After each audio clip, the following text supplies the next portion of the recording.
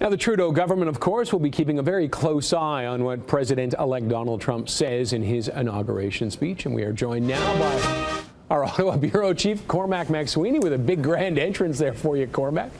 Thanks for joining us today. Now, not a problem. What is the strategy that the Trudeau Liberals are taking here with Trump? Well, they're sending a delegation down to the inauguration, and the strategy here is to really signal to the new Trump team that they are focused on trade and defense, and that's clear by the people that are going down representing the government. You have the Foreign Affairs Minister, Chrystia Freeland, who also has the U.S. trade file. You have the Minister of Natural Resources and the Minister of Defense. And I was speaking with the Minister of Natural Resources earlier. He said the real thing that they're going to be doing when they're down in Washington is building those personal relationships with U.S. lawmakers, which is key right now. They want to get to know these people, what makes them tick, get to know them on a first-name basis, and then moving forward as they start to discuss issues like trade and defense, they can really get down to the nitty-gritty. So that's really what they're focusing on in these first initial days, and of course, just waiting to hear what the vision is from Donald Trump, what he will follow through on, what he won't, from what he said during the campaign. It's a very delicate dance for them, isn't it? Well, it definitely is. Sorry, Cormac. Now, Trump has said NAFTA's job one. That's the big concern for us. Richard Southern saying just moments ago, our dollar's feeling the pinch. Do we have any good news?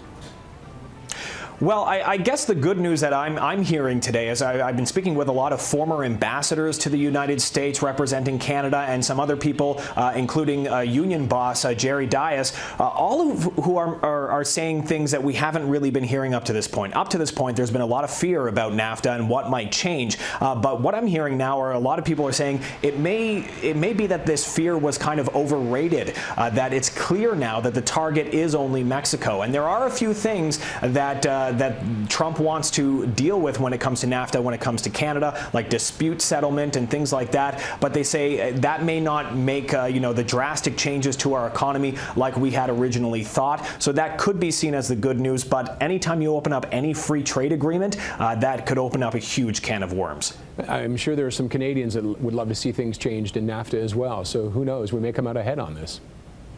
We could. You never really know. It all depends on how you really negotiate these deals, and that's what it really comes down to. All right. Now, former Prime Minister Stephen Harper issuing a somewhat surprising warning by saying that Trump's presidency is a major source of international uncertainty that will reverse 7 decades of U.S. foreign policy. It's quite the statement. Yeah, very strong words from Stephen Harper. We haven't really heard him speak publicly since he lost the election. Nothing like this, anyhow. And he is now signed up to, basically give consultation with a law firm, Denton's, on international affairs. And he was speaking in New Delhi in India. He basically warned that Donald Trump will scale back a lot of the global involvement that the U.S. has, and that he has a very narrow economic viewpoint.